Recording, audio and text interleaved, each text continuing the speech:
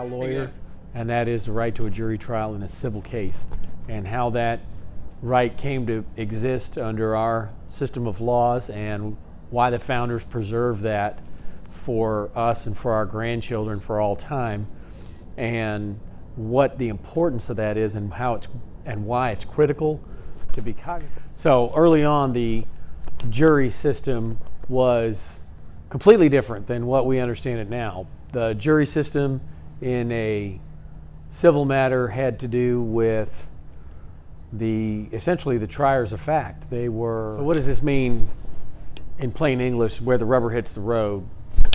The jury makes a determination of questions of fact in a case, and a judge makes determinations of law. Questions of law are for the judge to determine.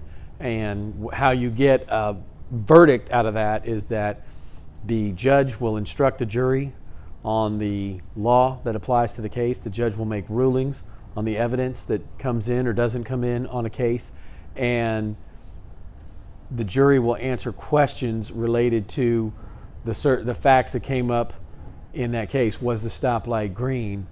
Did the defendant have the right of way, yes or no? Who was more responsible for the accident, plaintiff or defendant?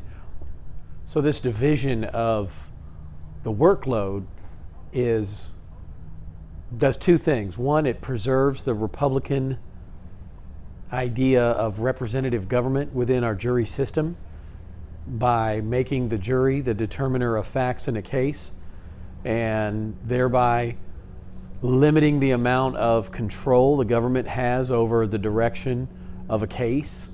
And it also gives the jury the critical responsibility of listening to the evidence and determining the facts of the case such that it can make findings of fact that can then be applied to the law in that case.